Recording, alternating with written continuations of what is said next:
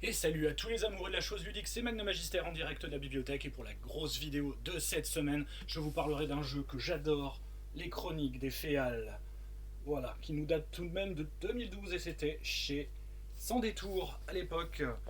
Vous allez le voir, c'est un jeu formidable, je m'y suis replongé et replongé vraiment à fond dans la campagne que j'avais fait jouer à l'époque, justement en 2012, puisque j'avais vraiment fait jouer le jeu, c'est le cas de le dire, j'ai joué le jeu. Avec mes joueurs qui ne connaissaient pas du tout ni les romans, ni le jeu de rôle en lui-même, et je leur ai fait découvrir, et ça a été vraiment, on va dire, une campagne magnifique qui n'a pas duré extrêmement longtemps, mais qui a été extrêmement intense, et pour lequel, voilà, même encore aujourd'hui, je peux dire que j'ai été assez fier de moi de pouvoir maîtriser ce jeu, qui est vraiment formidable. Alors au départ, les Chroniques des Féales, c'est une série de romans, donc les Chroniques des Féales de Mathieu Gabory, que nous connaissons évidemment aussi pour d'autres univers particulièrement extraordinaires, comme justement les Crépusculaires qui ont donné Agone, et donc la Bohème qui a donné Abîme, pardon pas Abîme, qui a donné Abîme, c'est justement dans les Crépusculaires, c'est pour ça que j'ai eu comment dire, un lapsus, donc qui a donné Écrime, pardon. Voilà, ça se termine pareil, mais ça ne commence pas pareil. Voilà.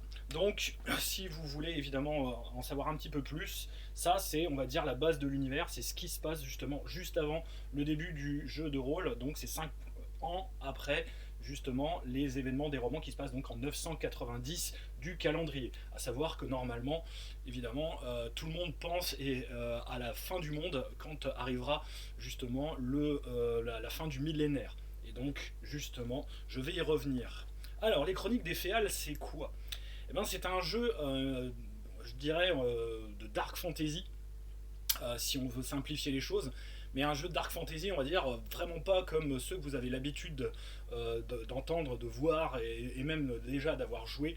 C'est vraiment aux antithèses, aux antipodes de ce que vous avez l'habitude de fréquenter en matière de jeu de rôle. Euh, nous sommes donc dans le monde avec un M apostrophe, qui est donc un univers vraiment à part entière, gouverné par deux forces qui viennent chacune donc de la source, que sont donc le ciel et l'onde. Le ciel représente plutôt, on va dire, la violence, l'agressivité, la colère, l'instinct de survie, on va dire, voilà, les choses plutôt, on va dire, spontanées et impulsives. Là où l'onde, justement, au contraire, est le caractère plutôt réfléchi, calme et, on va dire, mesuré en toute chose. Donc ces deux forces qui sont issues donc de la source vont d'une certaine manière gouverner le monde et vont gouverner justement d'une certaine manière aussi dans le système de jeu puisqu'il le rend bien la manière dont les personnages vont on va dire se développer d'une certaine manière en fonction de ces deux aspects. Mais ce n'est pas tout.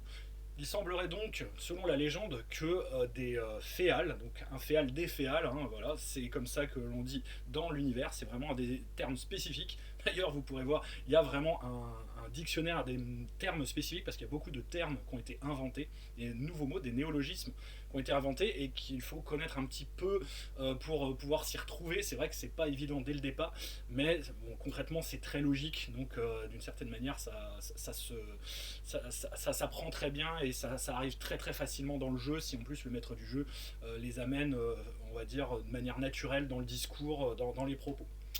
Donc, 10 10 créatures mythiques vont boire à cette source et vont donc devenir ce qu'on appelle donc des féales et elles vont gouverner en fait grâce à leur pouvoir, grâce à leur au fait qu'elles aient justement goûté à la source, elles vont devenir vraiment comme des sortes de divinités. Donc il n'y a pas de dieu dans le monde, on va dire, des féales. Enfin, les dieux, d'une certaine manière, sont justement les féales.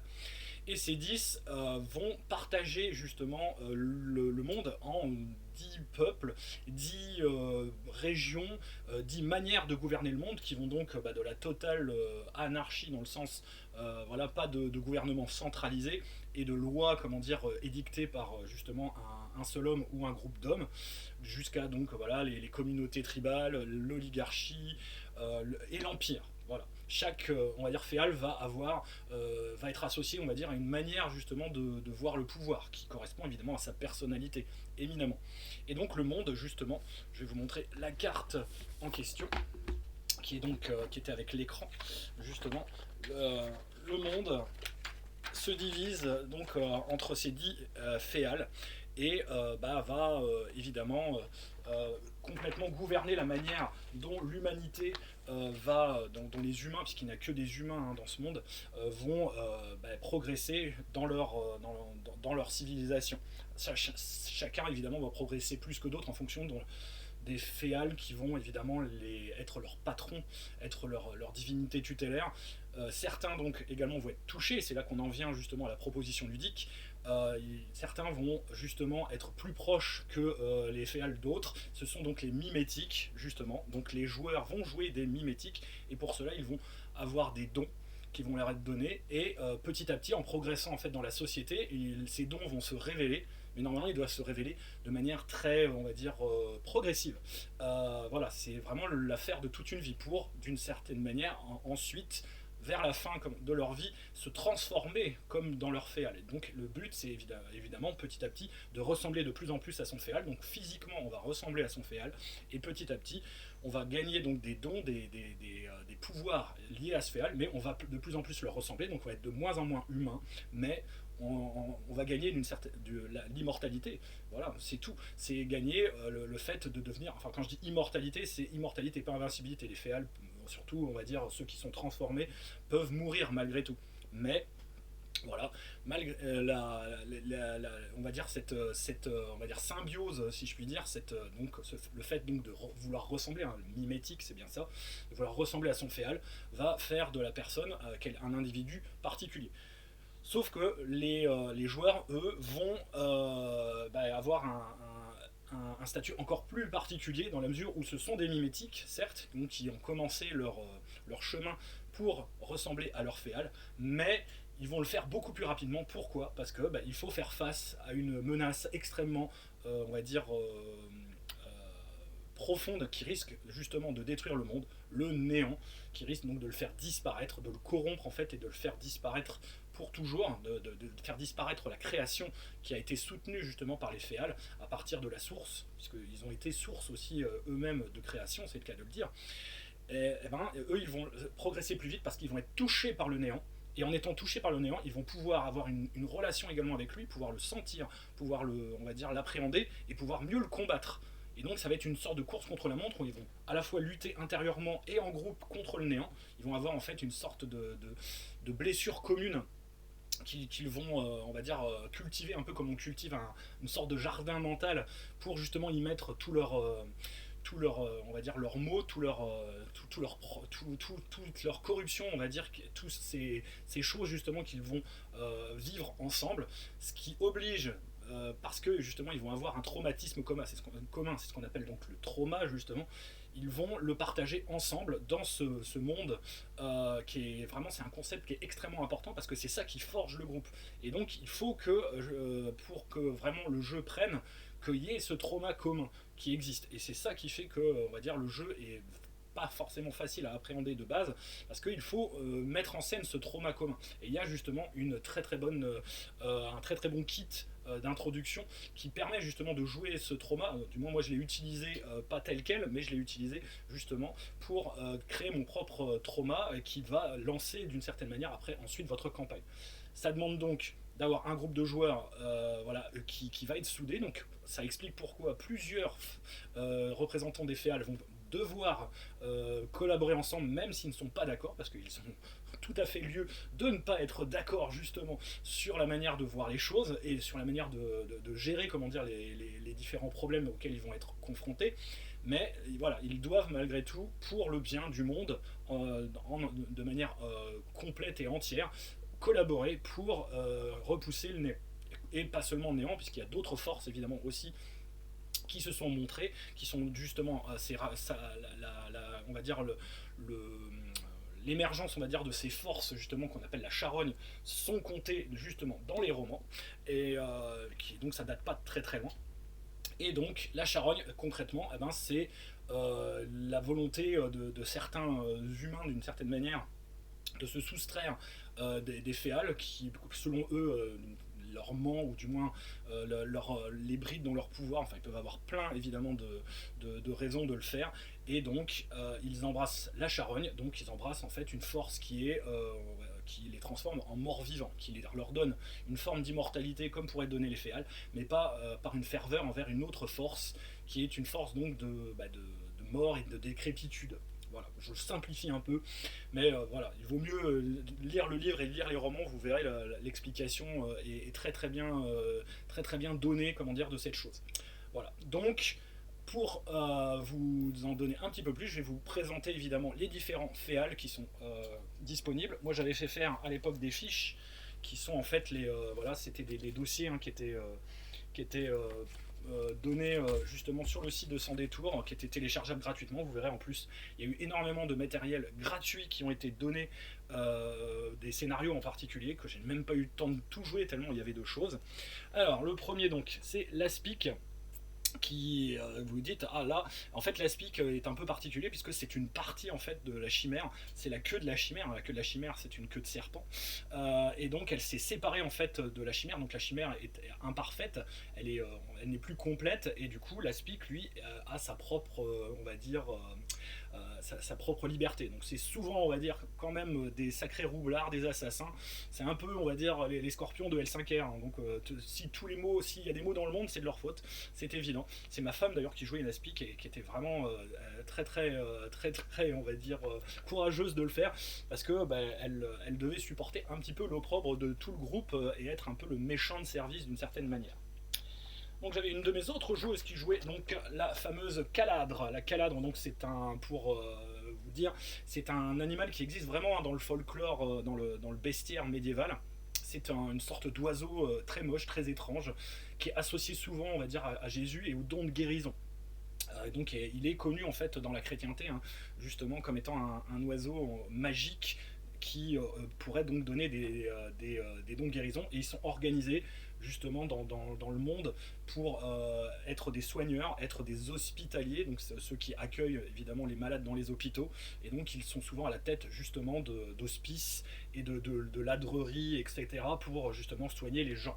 Voilà, et j'ai oublié de vous montrer, mais derrière en fait il y avait le résumé justement des comment s'appelle de l'arbre en fait de développement des traits des féales justement, et c'était beaucoup plus simple comme ça pour les joueurs de voir comment ils pouvaient développer les traits de leur personnage. Donc je vous laisse juger si vous voulez regarder un petit peu. Donc voilà, c'est des pouvoirs tournent autour de la guérison, mais ils développent aussi des différentes choses, donc des plumes, des ailes qui vont leur permettre de voler, etc., etc. Plus ils développeront évidemment ces traits, plus ils auront les pouvoirs qui viennent avec. Donc le basilic, oulala, donc le basilic évidemment, c'est celui que l'on connaît aussi, un profil vraiment assez classique hein, pour ce qui est en tout cas de ce qu'on peut penser, on va dire, d'un basilic. J'en ai eu un dans le groupe aussi. Hein. Eux donc ont deux voix, voilà, la voix des épines, des pattes articulées, voilà, tout est tourné. Et ils sont donc ce qu'on appelle des druides noirs justement. Quand parce que chacun a un titre en fait. Hein, quand voilà, par exemple, c'est les pères échevins pour ceux qui sont d'un certain côté. Donc en plus, oui, c'est vrai que j'ai oublié de vous le dire, c'était visible. Il y a plutôt le côté onde ou le côté fiel hein, qui est développable, et en plus également un côté, on peut prendre en fait l'arbre, on va dire par l'un des deux bouts pour le développer de manière différente. Voilà. Ça c'est vrai qu'il y a des choses qui me reviennent un petit à petit, mais bon, il faut dire que voilà. Donc les basiliques eux sont plutôt tournés évidemment vers la nature, la forêt, et ont des pouvoirs, on va dire, qui sont liés justement au milieu naturel. La fameuse chimère, alors eux vivent plutôt dans des fortins, des petits royaumes extrêmement, enfin c'est des petits vraiment, oui, voilà, des petites places fortes qui se font quelque peu la guerre, mais ils ont quand même des domaines avec lesquels ils sont jumelés d'une certaine manière, et il y a toute une politique qui tourne autour de cela. C'est très intéressant. Ils sont un peu bruts de décoffrage, c'est un peu comme si c'était des Scandinaves, on va dire, qui seraient enfermés dans des châteaux forts. Voilà, c'est des bourrins hein, quand même, faut le dire comme tel, mais c'est une culture extrêmement intéressante également. De toute façon, elles sont toutes intéressantes.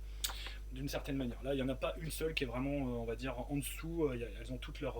Alors, les dragons. Alors, eux, les dragons sont plutôt évidemment tournés vers l'étude des reliques, de la mort, du savoir, évidemment, mais du savoir pas très clair. Hein.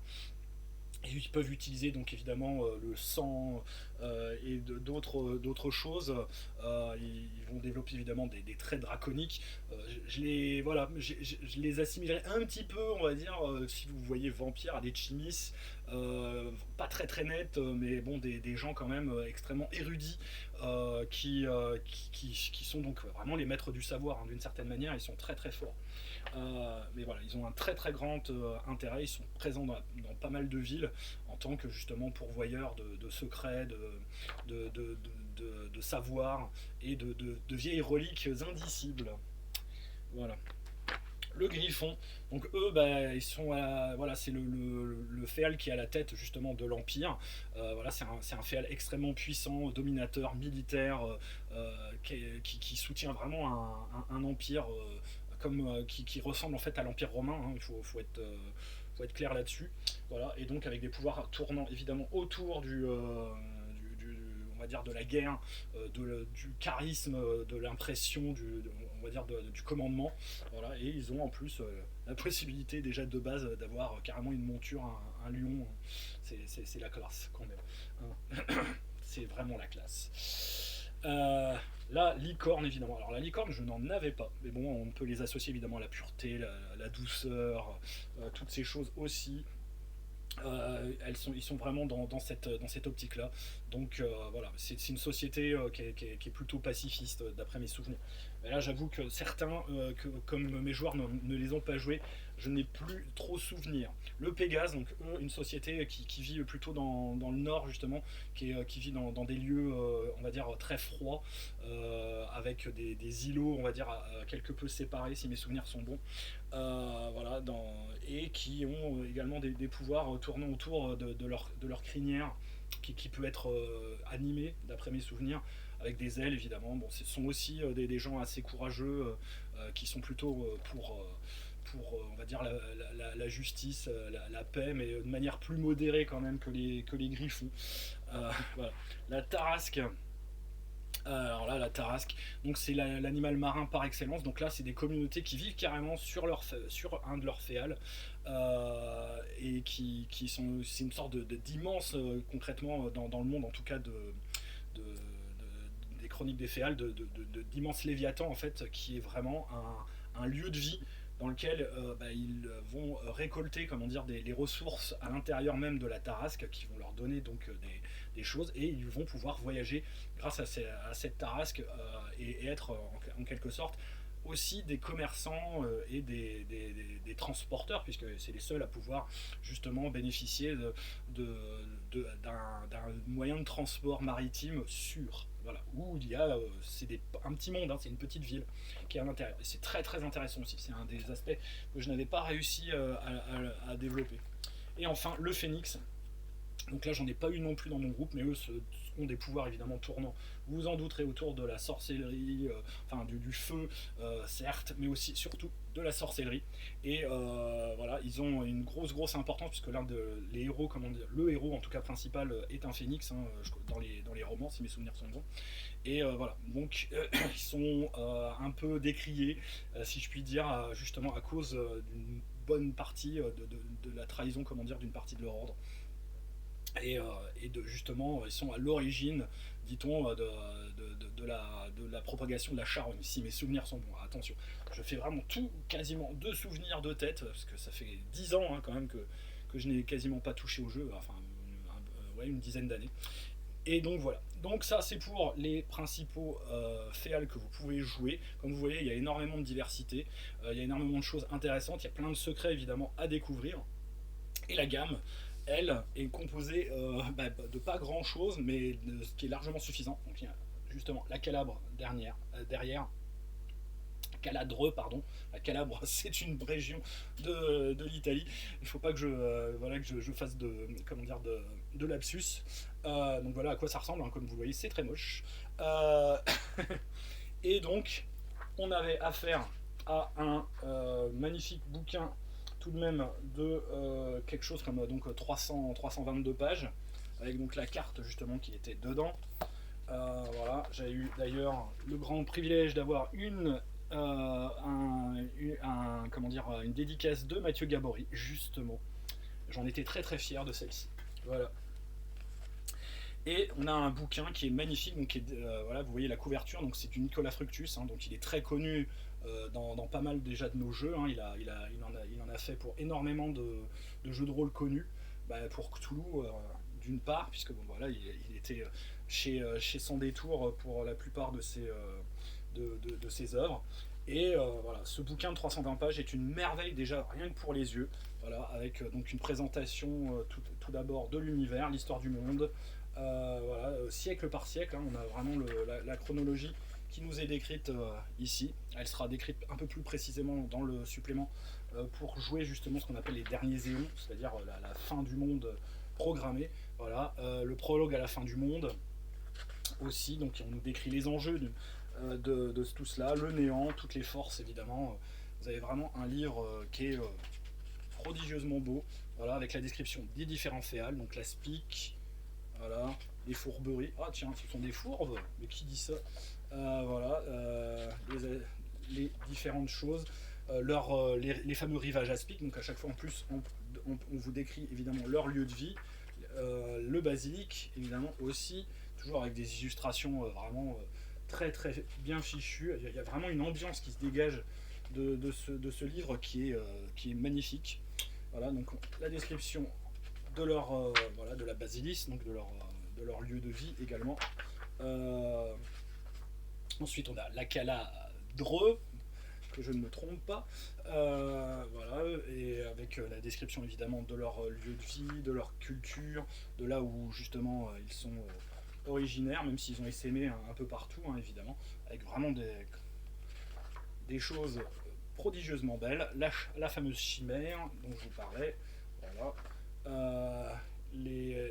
Avec à chaque fois aussi des personnages importants, hein, qui sont décrits. Donc vous voyez, je vous montre les petits domaines, hein, qui étaient justement liés, donc les petits fortins, voilà, le dragon justement,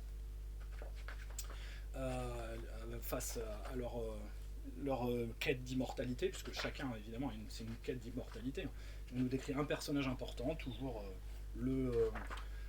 comment s'appelle, le territoire, le griffon, voilà, donc avec la description de l'Empire, justement, le peuple grifféen, enfin le griffon tel qu'il est vu, un personnage, l'Empire de Griffe, justement.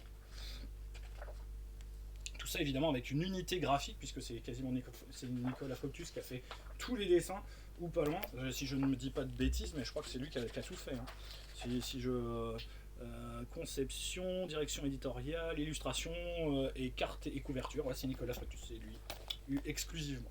Donc on peut dire que c'est un sacré boulot, ça donne une unité on va dire éditoriale, graphique à l'ensemble qui est vraiment superbe, parce que voilà, on a affaire au même auteur. J'ai toujours dit, voilà, c'est le pied, comment dire, quand on a vraiment un seul et unique illustrateur, voilà, pour le Pégase par exemple, parce que comme je vous dis, avec leur chevelure, leur crinière, ils ont des pouvoirs qui sont associés justement à leur crinière. Et c'est vraiment ce qu'ils appellent les égrins, si mes souvenirs sont bons. Voilà, avec leurs morceaux justement de territoire qui peuvent voler, comment dire, dans les airs, se détacher, etc. C'est une très très grande poésie. Hein.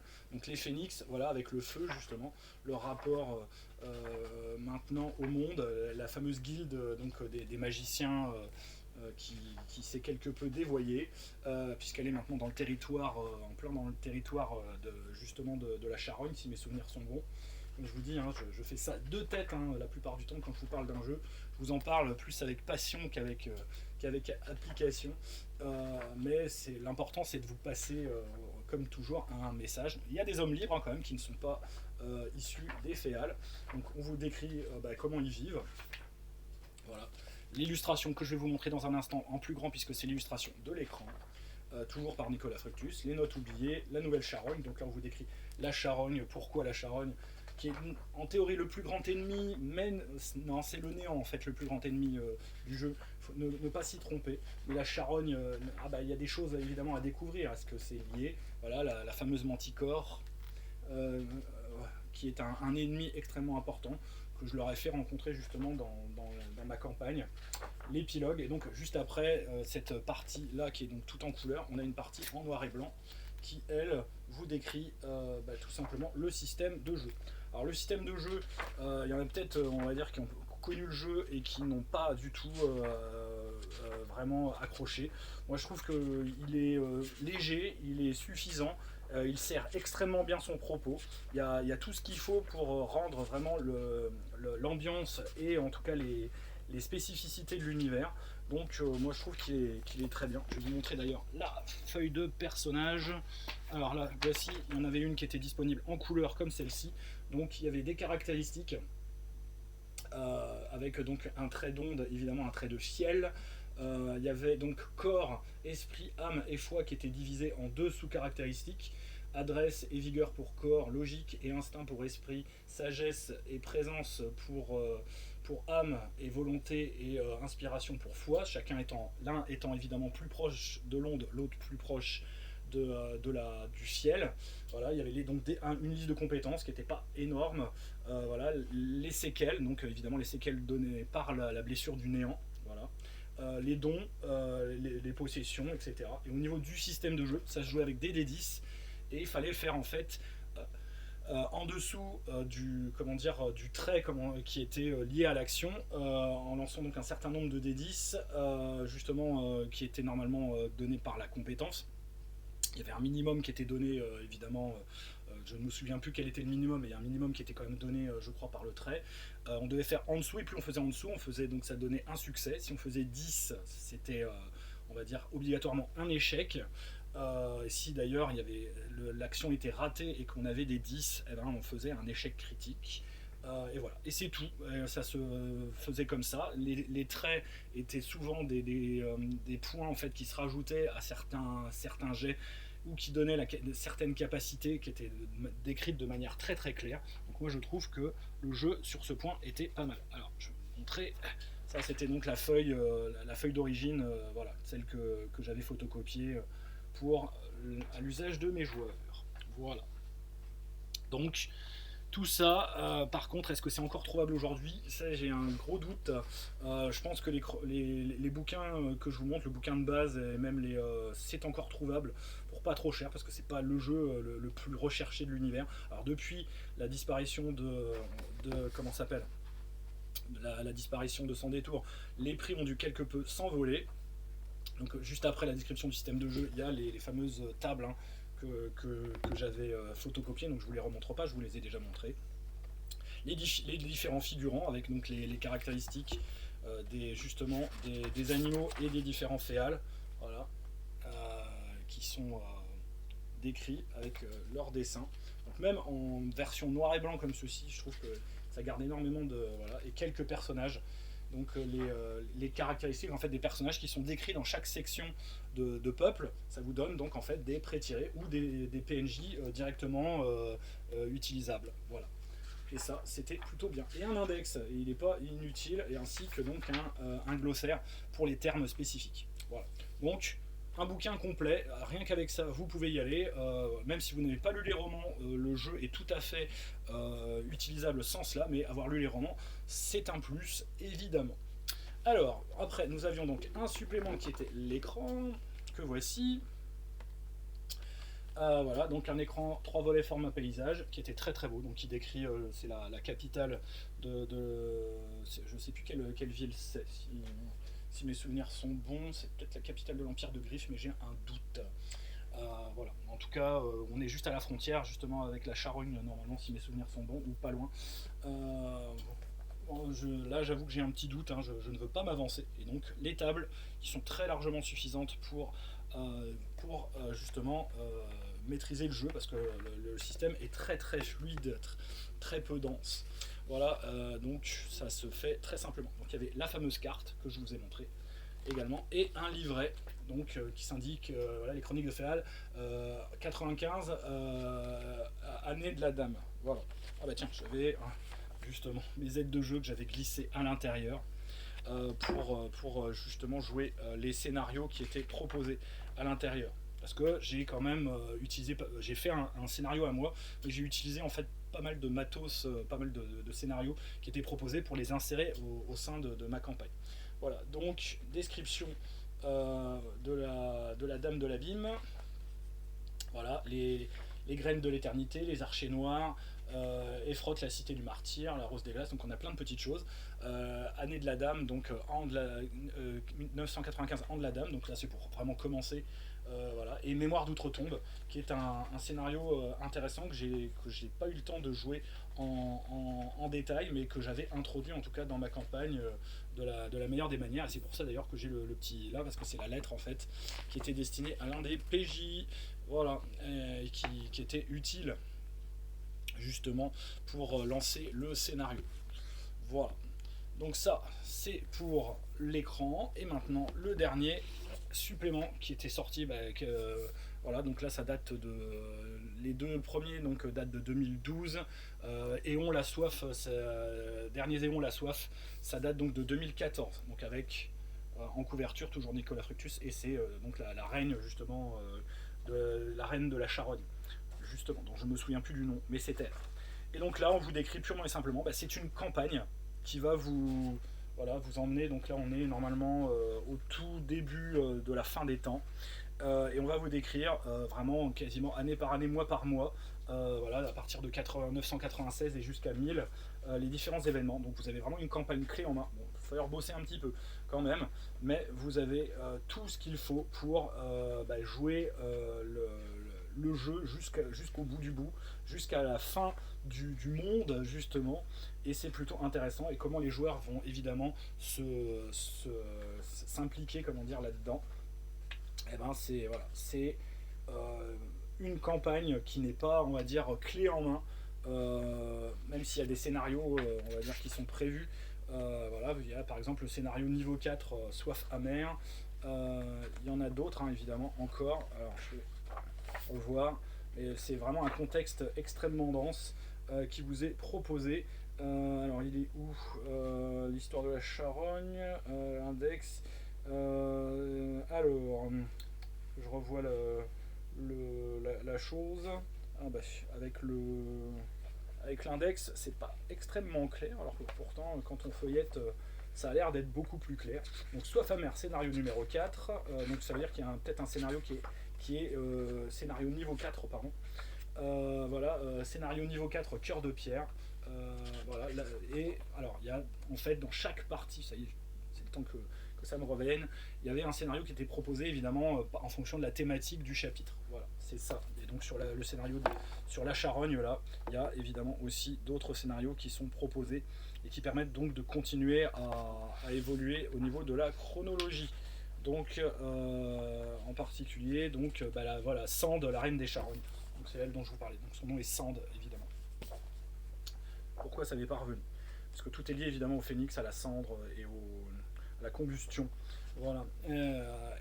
Qui transforme après, évidemment, qui transforme les gens en morts vivants. Voilà, ce qu'on appelle les sombres santes qui le suivent, évidemment, qui le tracent, et c'est comme ça qu'ils font justement propager la charogne. Voilà, donc un supplément. Malheureusement, le dernier de la gamme, voilà, de 166 pages. Ce qui est bien dommage parce qu'on avait vraiment du matos, mais bon, le jeu, on va dire, avec ces trois suppléments là, est complet, on peut le dire.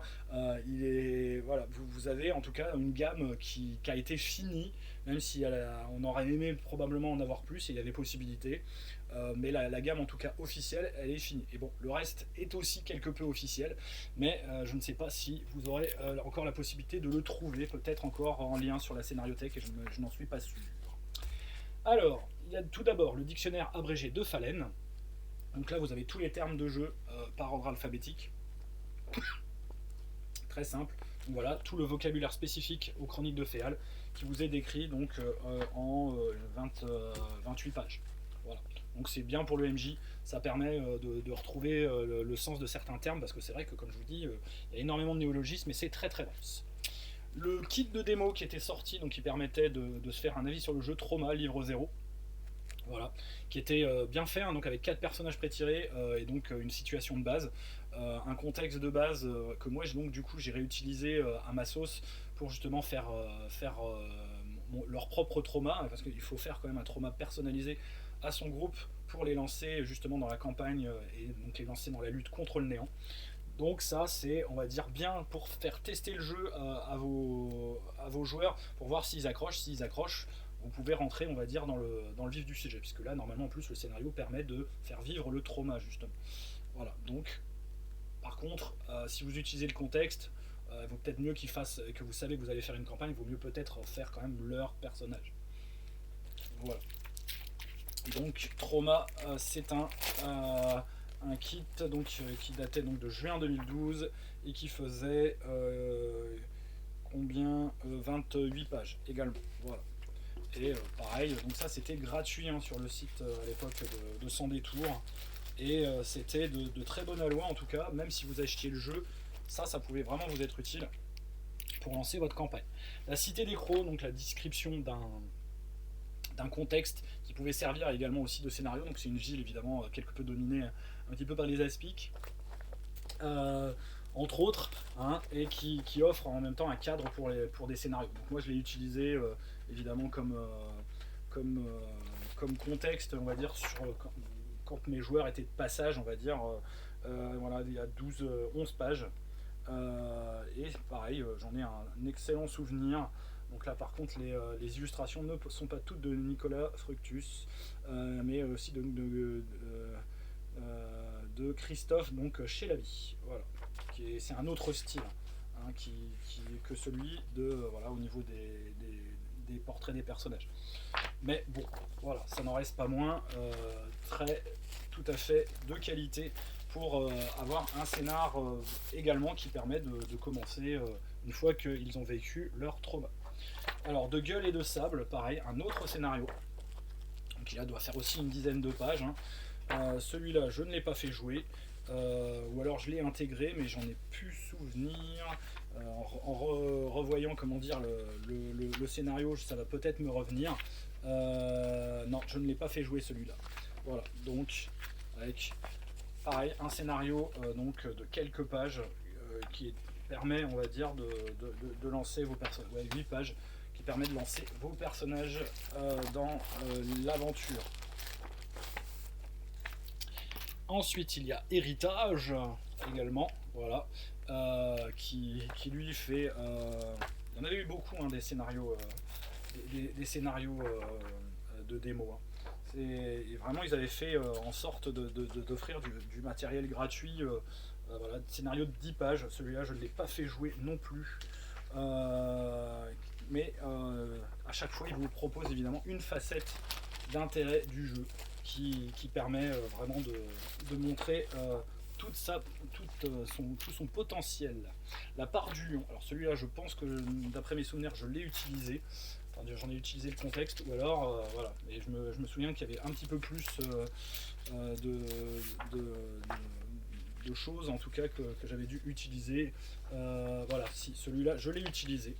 Je m'en souviens. C'était, on va dire, ça faisait vraiment partie de la fin, si je puis dire, du scénario en fait que j'avais construit, parce que j'avais construit tout un scénario à partir du trauma de base et avec une intrigue qui liait, comment dire, justement les scénarios que j'avais utilisés, donc, qui était justement le fameux scénario que je vous avais montré dès le départ, donc le scénario La Cité des Crocs et ceux-là.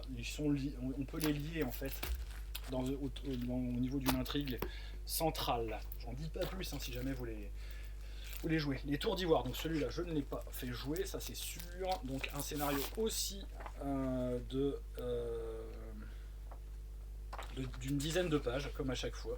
Vraisemblablement c'est à peu près 8-10 pages. Pareil, donc là encore une autre facette du jeu qui vous est présentée.